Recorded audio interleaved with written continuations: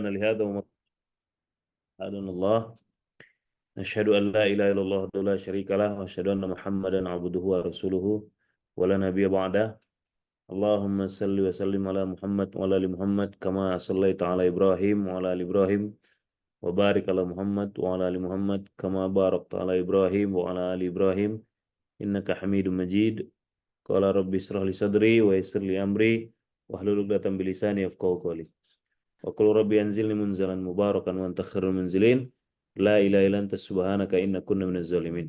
Alhamdulillah, bersyukur kita kepada Allah Subhanahu wa taala. Pagi hari ini Allah kemudian bangunkan kita masih dibalut dengan cahaya Islam, nikmatnya iman, dan kemudian masih disibukkan dengan kebaikan-kebaikan yang kemudian ini adalah sebuah rezeki yang luar biasa yang kita harapkan ini bertahan istiqomah melekat kepada kita sampai nanti kita semuanya husnul khatimah. Amin. Maka alhamdulillah adalah ucapan syukur paling ringannya kita sebagai hambanya Allah ya dengan mengucapkan banyak-banyak, melafazkan banyak-banyak alhamdulillah atas apa-apa yang berlaku dalam kehidupan kita. Dengan memuji Allah apapun itu yang terjadi dengan diri kita ya kita tetap memberikan pujian kepada Allah yang maha terpuji ya tidak ada kemudian pujian yang lebih pantas kita berikan selainkan kepada Allah Azza wa Jalla. Dan juga separipurnanya bukti syukur kita tentunya dengan memperbanyak amal soleh dan mengurangi amal salah kita. Karena kemudian itulah yang menjadi bukti ya bahwa syukur kita itu betul-betul kita praktekkan dalam kehidupan nyata kita dari tindak tanduk kita dalam berbuat sehari-hari. Selanjutnya selawat berikan salam kepada baginda Rasulullah Sallallahu Alaihi Wasallam. Selawat ini juga yang kemudian membuat kita terus tumbuh rasa cintanya kepada baginda Rasulullah SAW. Ya, semakin besar rasa rindu dan semakin kuat kesetiaan kita membersamai kemudian apa yang sudah diwariskan oleh baginda Rasulullah SAW kepada kita sebagai umatnya, yaitu Al-Quranul Karim dan sunnah-sunnah baginda Rasulullah SAW. Yang mana ketika kita berpegang teguh kepada keduanya, lan tadillu abada, tidak akan pernah kemudian tersesat. Nah, begitulah kemudian janjinya Rasulullah, tidak akan pernah tersesat kita. Lan tadillu abada. Abada itu selama-lamanya. Ya, selama-lamanya. Artinya mustahil tersesat, mustahil rugi, mustahil bangkrut, mustahil susah, mustahil lapar, mustahil miskin, mustahil apalagi, mustahil kalah dan seterusnya.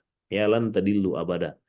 Maka kita akan berada senantiasa di jalan kebenaran. Ya, lan tadi itu lawannya berarti tidak sesat, berarti berada dalam jalan kebenaran, jalan-jalan yang lurus, jalan-jalan yang kemudian membawa kita kepada kemenangan, baik itu di dunia sampai kemudian di akhirat. Maka tentunya kita sebagai hamba yang cerdas, yang berakal, yang berjiwa sehat, begitu, inilah yang kita harapkan dan ini yang kita cari dan ini yang kemudian kita tuju ya dengan kita mengorbankan semua apa yang kita miliki, baik itu dari tenaga kita, pikirnya kita, materi kita, waktu kita setiap hari. Kalaulah kemudian itu tidak menuju kepada kemenangan, betapa bodohnya kita sebagai manusia. Ya, ya, kita punya waktu dikasih sama Allah, kita habiskan tapi tidak menuju kepada kemenangan. Kita punya akal diberikan oleh Allah Subhanahu wa taala tapi kita tidak gunakan untuk menuju kemenangan. Kita punya materi, punya harta yang diberikan oleh Allah Subhanahu wa taala tapi tidak kita pergunakan untuk kemenangan, maka betapa bodohnya kita kalaulah kemudian itu semua tidak membawa kita kepada kemenangan. Maka agar itu bisa membawa kita kepada kemenangan, satu-satunya cara ya yang diajarkan oleh baginda Rasulullah SAW kepada kita yaitu dengan menjalani kehidupan kita, menghabisi harta kita, menghabisi tenaga kita, menggunakan pikirnya kita, menginvestasikan waktunya kita berdasarkan atau berpegang teguh kepada sesuai tuntunan kebenaran Al-Quran dan sunnah baginda Rasulullah Sallallahu Alaihi Wasallam. Maka ya bunda bang kakak semua dalam menjalani kehidupan ini, anda para mas santri ya, para SPA semuanya, dalam menjalani kehidupan ini, menjalankan agama ini ya, ya karena kita manusia Allah utus ke dunia ini untuk menjalankan agamanya, untuk menjalankan agama yang sudah kemudian disempurnakan dan yang hanya diterima di sisi Allah, yaitu apa? Islam. ya yang sudah disempurnakan Allah, dan tidak ada kemudian agama yang lain di sisi Islam. Nah, apa bunyinya? Nah, inna dina indallah Islam. Maka kemudian tugas kita yang hidup ini, berapapun usia yang diberikan kepada kita, yaitu untuk kemudian senantiasa menjalankan keislamannya kita. Untuk kemudian terus berpegang teguh kepada keislamannya kita. Artinya, setiap hari yang harus senantiasa kita jadikan evaluasi pertama, yaitu apa? Seberapa Islam kita hari ini. Nah, kan gitu. Sudah se-Islam itu belum kita hari ini? Sudah seselamat itu belum kita hari ini? Ya kan? Sudah seselamat itu belum kita dari hawa nafsu kita? Sudah seselamat itu belum kita dari kemudian pikirnya kita? Sudah seselamat itu belum kita dari hartanya kita? Sudah seselamat itu belum kita dari waktunya kita? Maka yang dicek itu sudah se-Islam apa kita hari ini? Kan gitu. Itu yang dicek. Ya, baik itu kita sebagai pebisnis, baik itu kita sebagai ibu rumah tangga, sebagai guru, sebagai santri, sebagai kemudian karir, karyawan atau apapun lah gitu, profesinya kita sebagai anak gitu, sebagai orang tua, maka yang harus kita evaluasi setiap hari sebelum kita tidur ya, sebagaimana kemudian di Masjid Muslim Milenial juga dirutinkan begitu ya, untuk sholat taubat sebelum tidur, maka yang harus kita taubatkan. Taubat itu kan evaluasi salah satunya. Yang harus kita evaluasi, seberapa Islam kita hari ini. Kita lebih Islam dari Islam kita kemarin, ya, atau jangan-jangan Islam kita hari ini menurun kualitasnya daripada Islam kita kemarin. Itu yang harus kita cek. Maksudnya bagaimana itu? Nah, Islam itu kan apa? Islam itu kalau secara bahasa selamat kan begitu. Tapi kalau secara kemudian definisi Islam dalam dalam definisi apa namanya tauhidnya, istislamun nafs ila rabbih. Istislam itu apa? Berserah, menyerahkan diri kepada Rob Tuhannya, ya kan? Berarti kalau mengecek, mengevaluasi seberapa Islam kita hari ini, maka waktu kita hari ini sudah seberapa banyak kita serahkan kepada Tuhan kita. Kan istislamun nafsi, menyerahkan diri. Berarti waktu kita 24 hari ini, itu sudah berapa banyak yang kita serahkan kepada Allah. Kalau kemudian, oh aku semuanya, pokoknya 24 jam ini semuanya untuk Allah. Masya Allah, tabarakallah. Itu yang bagus, kan gitu. Artinya setiap waktunya bergulir, setiap detik kemudian habis dari waktunya, yang mana waktu itu salah satu pesan dari Imam Ghazali rahimahullah, ya, yang paling jauh itu, ya, yang paling dekat itu kan kematian, itu pesannya kan. Yang paling dekat itu kematian, dan yang paling jauh itu apa? Masa atau waktu. Kenapa yang paling jauh itu waktu? Karena waktu itu bergeraknya cuma satu arah, yaitu menjauh. Ya kan? Waktu itu menjauh. Dan nggak akan pernah ketemu lagi saking menjauh. Ya kan? Kita akan pernah ketemu lagi nggak? Ayah misalkan, akan pernah ketemu lagi nggak kira-kira dengan usia 17 tahun gitu? Nggak akan pernah. Maka waktu itu bekerja dengan satu cara, menjauh. Tapi kita ya, jam kita itu bukan menjauh, yang muter-muter. Itu itu maksudnya menghitung dia. Masa. Ya, maka masanya kita hari ini, ya, habisnya detik demi detik kita hari ini, itu sudah seberapa Islam dia. Ya kan? Dari 24 jam itu, berapa jam yang kita kasih untuk Allah? Atau jangan-jangan tak ada 1 menit pun kita kasih untuk Allah. Nah, ini kan bahaya ini berarti. Ya kan? Waktu sholat doang sih kayaknya ya. Sisanya aku tidak melibatkan kemudian Allah dalam menghabiskan waktu. Nah, jangan. Ya kan? Makanya beruntunglah orang-orang yang kemudian setiap gerak-geriknya itu directly, secara langsung kemudian itu untuk memperjuangkan kepentingan urusan Allah gitu. Ya kan? Urusan Allah. Saya sering sampaikan kepada SP-SP yang di Masjid Muslim Milenial. Bersyukurlah banyak-banyak agar Allah tak gantikan kita. Kenapa? Luar biasa rezeki yang Allah berikan kepada kita. Bagaimana kemudian SPA di pondok itu di Masjid Muslim Milenial, ya mau di pondok, mau di KBB begitu, hari-harinya antum, detik-detiknya antum itu habis untuk masjid, habis untuk Allah. Kan Masya Allah, tabarakallah, luar biasa itu betapa Islamnya kehidupanmu setiap hari. Maka kita kemudian menginginkan kehidupan yang seperti itu kan. Setiap detik kita setiap hari itu habis untuk Islam. Sehingga kita matinya dalam kondisi Islam. Ya kan? Kan situ sering salah satu kemudian doa kunut yang dibawakan Wahyu, ya, Sahabat atau Jaya. Apa itu? Rabbana tamkan kami dalam kondisi berislam. Kan ada itu. Rabbana khtim lana bil Islam. Allahumma Rabbana khtim lana bil Islam. Terus selanjutnya khtim lana bil iman.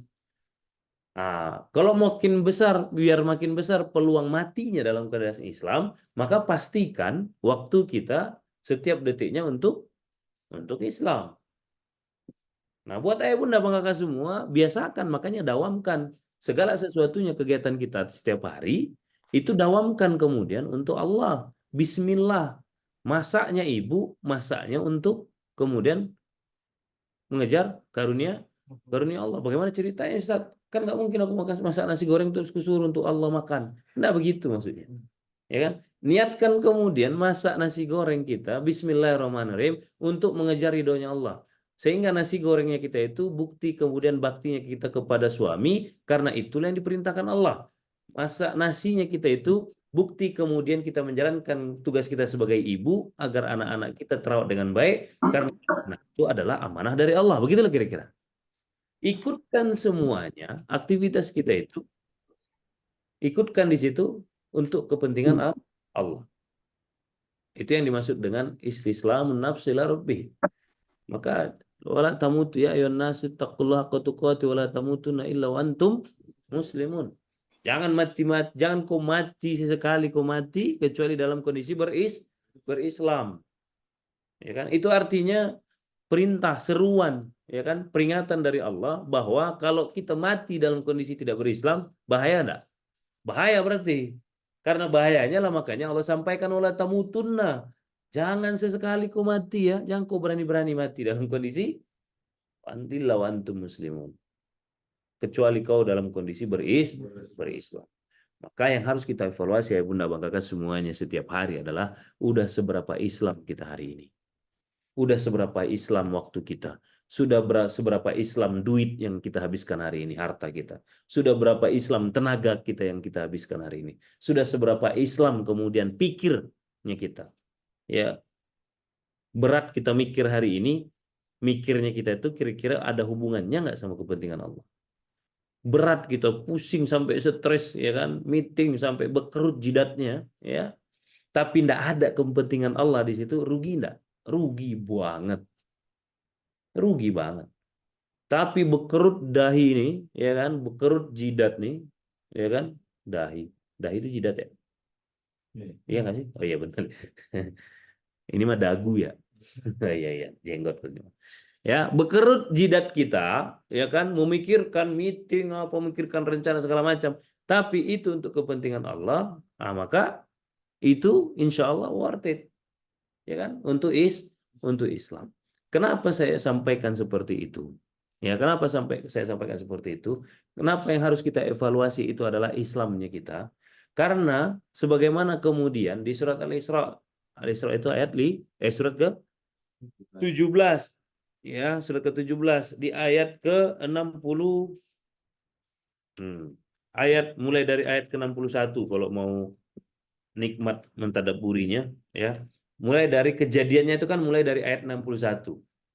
Apa itu ayat ke-61? Ketika kemudian, ya kan, ketika kemudian Allah memerintahkan, A'udzubillahi minasyaitonirrajim, wa idz qulna lil malaikati isjudu li adama fasajadu illa siapa? Illa iblis. Qala asjudu liman khalaqta tina. Nah, ini kejadian awalnya ini, mengawali ini. Ya, berawal dari sini nih. Ketika kemudian Allah Subhanahu wa taala memerintahkan untuk bersujud, memerintahkan kepada para malaikat untuk sujudlah kamu semua kepada Adam gitu. Ya. Banyak orang tuh memelintir di sini. Gimana? Wajarlah iblis tuh nggak mau sujud, kan dia cuma mau sujudnya kepada Allah. Masa sujud kepada Adam? Dalam hal ini sujudnya kepada Adam atau kepada Allah? Hakikatnya yang Allah perintahkan ini sujud kepada Adam atau sujud kepada Allah? Hakikatnya. Nah, ini tasawuf nih. Hakikatnya sujud kepada Allah. Cuma prakteknya di hadapan Adam. Kan yang memerintahkan Allah. Iya kan? Ya kan? Allah yang perintahkan. Hakikatnya ini bukti sujudnya kepada Allah. Ini bukti paripurnanya keimanan dan tunduknya kepada Allah. Artinya apa di sini? Yu'minuna bil ghaib, kan begitu. Kita diperintahkan untuk mengimani yang gaib. Artinya apa nih? Belajar dari apa dari kita dari sini kejadian ini? Apapun itu, setidak masuk akal apapun kejadian itu, kalau itu perintah Allah, harus kita imani dan kita laksanakan. Gitu loh, iman tuh. Ya kan? Kan secara logika memang nggak masuk akal kan. Gimana sih Allah nih? Kan nggak boleh syirik. Tapi Allah suruh aku menyembah Adam yang baru diciptakan dari tanah pula. Ya kan? Secara logikanya memang betul, nggak masuk akal. Makanya nggak bisa pakai logika manusia keimanan itu. Tapi karena yang nyuruh Allah, yang memerintahkan Allah, mau sujud ke Adam kek, disuruh Allah sujud ke batu kek, disuruh Allah sujud ke pohon beringin kek. Kalau memang itu perintahnya Allah, lakukan. Jadi ini bukan kemudian perkara sujud kepada Adam, tapi ini perkara kemudian beriman, tunduk, patuh, paripurna kepada Allah. Gitu. Nah, ini pelajaran yang pertama yang kita lihat dari sini. Oh, ini pesannya. Selama itu perintahnya dari Allah, betapa tidak masuk akalnya pun di kepala kita, di logika kita, maka pilihan kita cuma satu. Kalau kita mau kemudian beruntung. Apa itu? Imani dan laksanakan. Sudah. Sami'na wa ta'na, selesai. Iya kan? Selesai. Begitulah kemudian cara orang beriman berpegang teguh kepada keimanannya. Nah, kenapa setelah kejadian ini, dari ayat 61 saya sampaikan, karena setelah itu iblis kan membangkang kan? Bukan cuma membangkang dan menyombongkan diri pula. Ya kan kalau membangkang kan cuma ya nggak mau ya Allah, udah. Tapi di sini masalahnya, apakah aku harus bersujud kepada orang yang kau ciptakan dari tanah? Ya kan? Asjudu, begitu kan mempertanyakan. Asjudu qala asjudu liman khalaqta tina. Apakah aku harus sujud kepada? Itu kan berarti ada kesombongan di situ. Cuma tidak cuma membangkang, tapi juga ada kesombongan. Dan ingat ya, nah, hikmah yang kedua, tadabbur yang kedua, hati-hati. Jangan suka membangkang. Kenapa? Karena dalam sikap pembangkang itu terselip bersamanya kesombongan. Itu sudah fitrahnya itu. Al-Quran menyampaikan seperti itu. Setiap ada pembangkangan, maka di situ ada kesombongan. Ya, jadi dibonceng sama sikap pembangkang itu melekat sepaket dengan sikap kesombongan. Jadi hati-hati. Makanya kalau ayah di pondok, sekecil apapun kesalahan kalian, kadang-kadang marahnya udah kayak melakukan perkara besar kalian. Karena saya paham betul, ini bukan perkara kecilnya salah, tapi ini berperkara mulai timbulnya bibit pembangkang. Karena apa? Karena dalam bibit pembangkang itu ada ikut bibit yang lain yang jauh juga lebih bahaya, yaitu bibit sombong. Makanya tidak bisa dibiarkan kesalahan-kesalahan kecil, ya kan? Tidak bisa, tidak bisa. Kenapa? Bahaya, tumbuh nanti dia bibitnya, ya kan? Tidak bisa disepelekan. Ya udahlah, biarin aja lah dulu, itu kan cuma salah-salah kecil. Nah, ada. Kalau di saya rumusnya tidak ada salah kecil. Karena yang saya kemudian konsen itu bukan di salahnya, tapi bibit apa yang sedang saya biarkan tumbuh, begitu. Makanya Bunda Kakak semua, ini juga pelajaran buat kita.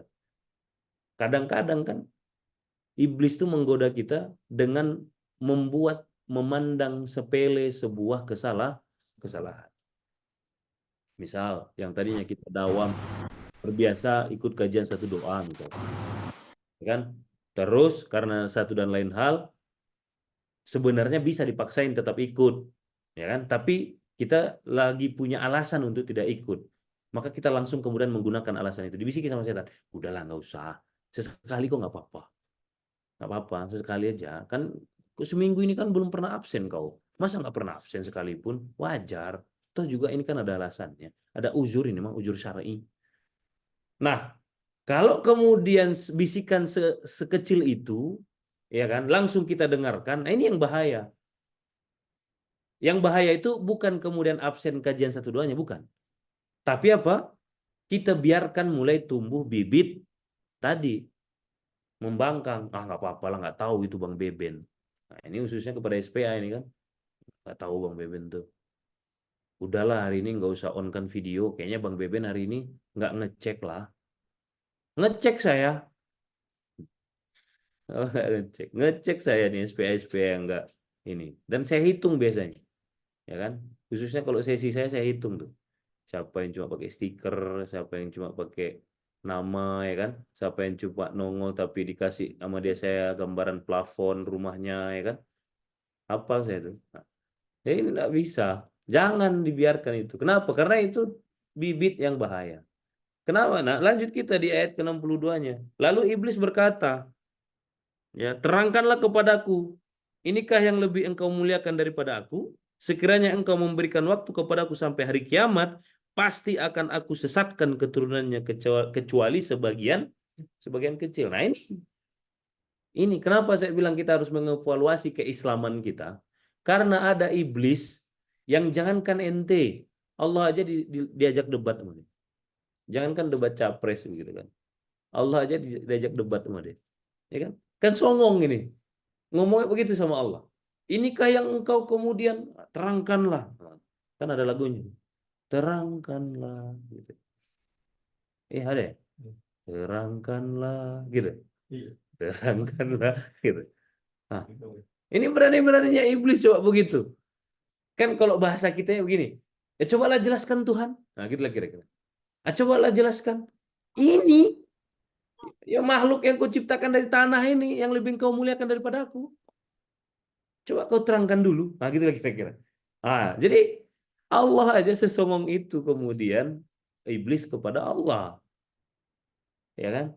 Allah dilawan, apalagi kita. Dan tengok tuh janjinya, ikrarnya. Sekiranya engkau memberikan waktu kepada aku sampai hari kiamat, pasti. Wow, kan makanya orang-orang pembangkang dan udah ada sombong, sengaknya begitu. Pasti akan aku sesatkan keturunannya kecuali sebagian kecil. Cuma sebagian kecil yang selamat. Nah, di ayat ke-63-nya, qadarullah, ya, Allah kemudian mengabulkan permintaan si iblis tadi. Allah berfirman, pergilah. Tidak apa-apa, silahkan. Begitulah kata Allah. Tafadol, silahkan sesatkan Adam dan keturunannya itu. Pergilah, tetapi, kata Allah, barang siapa di antara mereka yang mengikuti kamu, maka sungguh neraka jahanamlah balasan untuk semuanya. Sebagai pembalasan yang cukup.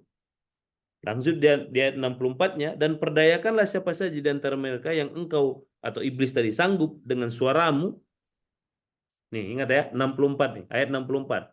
Ingat betul nih. Jangan satu pun di antara kita merasa aman hidup kita nih. Kenapa? Lihat di sini izinnya Allah. Dan perdayakanlah siapa saja di antara mereka yang engkau sanggup dengan suaramu yang memukau. Oke, dengan suaramu yang memukau itu apa maksudnya tuh? Ada nggak bisikan iblis di telinga kita yang nampaknya nggak manis? Yang nampaknya nggak indah? Ya, indah kan? Udah punya istri, dibisikin sama iblis. Nengok istri orang. Tuh, kau coba lah. Kau sweet-sweet sekali. Kalau dia tengok kau, berarti dia sama apa yang kau rasa. Dia punya ada rasa. Cari waktu lah, hang out dulu. Bisikannya itu indah, betul nggak? Santri, begitu bangun jam 3 kurang, masih jam 3 kurang 10. 5 menit itu berharga, bos. Tanggung tadi mimpi kau tuh. Ayolah, tutup dikit matamu, kita lanjutkan tadi. Ditutup matanya, tahu-tahu pas bangun jam 6. Oh, kiamat dunia. Iya kan, kena sikat. Hah? Bisikan, suara memukau. Emang suaranya iblis itu memukau kita, menggoyangkan kita. Ya, jadi nggak usah kaget. Jadi orang-orang yang beriman, orang-orang yang paham Al-Quran, ketika kemudian dia dapat bisikan setan, terus bisikan iblis tadi itu, bisikan setan tadi itu indah dia rasa, dia nggak akan heran, dia nggak akan tertipu. Karena apa? Karena dia sudah tahu. Wah, ini suara setan nih, suara iblis nih, indah betul nampaknya. Oh, suara iblis nih. Karena emang Allah sudah sampaikan, memang suara iblis itu suara yang memukau, membuat kita terpukau, terlena, gitu, ya kan? Maka susah ditipu orang-orang yang kemudian udah paham dengan Al-Quran, ya kan? Karena enak, enak ya, ya enak lah. Emang suara iblis kan cuma ngasih yang enak-enak. Tapi kan kalau nanti ku ikuti suara yang enak nih, neraka jahanam bagiku. Nah, naik lagi kemudian ke ayat 63-nya, tidaklah kan begitu. Nah, dengan apa lagi? Ya, suara memukau. Terus kata Allah di sini apa? Kerahkanlah. Oh, kerahkanlah. Oke, turunkan semua bala bantuanmu. Kerahkanlah pasukanmu terhadap mereka. Berarti yang goda kita itu satu apa banyak? Banyak.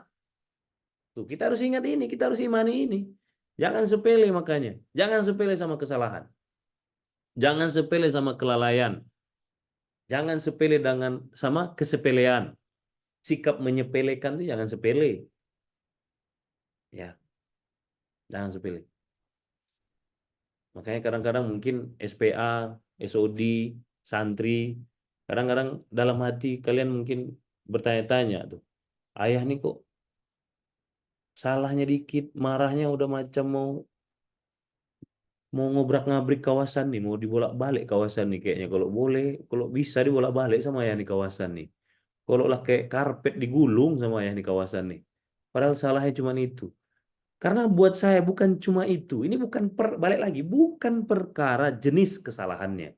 Tapi ini perkara betapa bahayanya kalau kita merasa, kalau kita sepele, kalau kita kemudian merasa enteng, ya kan, pandang anggap remeh sama kesalahan-kesalahan kecil. Kenapa? Karena ini bagian daripada kemudian tipu muslihat tablisnya iblis. Itu yang bahaya, gitu loh. Ini yang bahaya betul. Terlena dikit selesai. Ya kan, terlena dikit itu selesai. Karena begini loh, lebih susah mana? Jagain kereta api biar nggak tergelincir dari relnya, atau ngebalikin kereta api yang udah tergelincir ke relnya? Lebih susah mana? Lebih susah mana? Jagain kereta api biar stay on the track, tetap di relnya, jagain gitu, dibanding mindahin kereta api yang udah keluar dari relnya, makan korban pula. Ya kan? Mindahin kereta api yang udah keluar dari relnya ke relnya kembali, kan begitu. Nah itu, jadi yang bahaya itu adalah, yang jauh lebih berat itu adalah ketika kemudian rel gerbong Masjid Muslim Bilioner ini keluar dari relnya, untuk balikin lagi ke relnya itu yang repot. Makanya sebelum kemudian keluar dari rel, kereta api itu apa? Kalau ada bahaya, kalau ada apa segala macam, apa yang dilakukan kereta api? Tong, tong, tong, ya kan? Itulah yang saya lakukan ke kalian. Biar nak keluar dari rel, tong, woi, pakai otakmu, woi, jangan tolol, kan gitu, ya kan? Jangan Pluto. Apa itu Pluto? Polos, lugu, tolol, gitu kan? Itu apa itu? Itulah suara klaksonnya biar nggak keluar gitu dari rel. Karena udah keluar tuh repot. Udah keluar ya. Dan belum tentu kemudian ketika sudah keluar, masinisnya sanggup untuk mengembalikan kepada rel. Akhirnya, nah kan gitu. Akhirnya terjungkal, makan korban, terbalik, selesai perjalanan. Kenapa? Karena kalau rel kereta api tadi obstacle-nya mungkin orang nyebrang apalah segala macam. Kalau di kita lebih bahaya. Karena apa? Karena ada satu suara iblis yang memukau, terus yang kedua iblis yang mengerahkan pasukannya, terus yang ketiga apa lagi? Mengerahkan pasukannya dengan apa? Dengan ada yang berkuda dan ada yang berjalan kaki. Nah, coba tuh. Ya kan? Jadi serius nggak iblis itu? Serius loh. Dan dapat izin nggak dari Allah? Dapat izin. Nah, kita harus hati ini. Ya kan? Ada pasukan berkudanya, ada pasukan jalan. Ah, ada pasukan berkuda infanteri yang berjalan kaki. Lengkap yang untuk godain kita tuh. Nggak bisa kita sepele, nggak bisa. Ya kan? Makanya Baitul Quran tuh, ya, orang-orang Baitul Quran hari ini, kenapa saya galak betul? Di sweeping dong, dicek lagi, mahkamah jalan nggak, diingetin nggak, dan seterusnya. Tadi, karena begini, kita sedang menghadapi pasukan yang kasat mata, tapi nyata adanya, gitu. Ya, nyata adanya. Terus apa lagi? Dan bersekutulah dengan mereka pada apa? Pada harta dan anak-anaknya. Nah ini, hati-hati dengan harta. Karena harta dan anak itu yang sering melalaikan kita. Dan memang seperti itulah dalam Al-Quran disampaikan. Bahwa memang Allah mengizinkan iblis untuk bersekutu dengan harta yang Allah berikan kepada kita dalam rangka untuk apa? Menyesatkan kita. Hati-hati tuh. Ya kan? Santri, SOD, semenjak dikasih handphone, turun jumlah setoran hafalkan Quran. Semenjak dikasih handphone, yang tadinya nggak pernah nonton film porno, sekarang udah mulai nonton film porno. Harta, harta, hati-hati kok. Baru handphone apa mereknya? Xiaomi, Infinix. Baru handphone Infinix ya kan dikasih. Udah kemudian sesat. Udah kemudian salah jalan. Hati-hati. Karena setan akan bersekutu. Kuota itu harta nggak? Setan akan bersekutu dengan kuota itu. Kan kuota masih banyak bro katanya kan. Aku cek video tuh. 20 detik kok. Tapi ajib. Nah, bersekutu dia dengan handphonenya lagi layar lebar, ya kan? Baru beli yang baru, layarnya lebih lebar. Masa dipakai WhatsAppan doang, bro? Ah gitu gini, bisikan setannya. Pakailah nonton dikit. Kalau di landscape kan layar kau tuh ajib itu, suaranya ngebas ini, ya kan? Hati-hati, karena memang bersekutu dengan harta. Bunda bang kakaknya sama, naik gaji, promosi, naik jabatan. Bukannya makin soleh, makin salah. Yang tadinya penghasilannya 5 juta sebulan, sedekahnya bisa 500.000 dalam sebulan.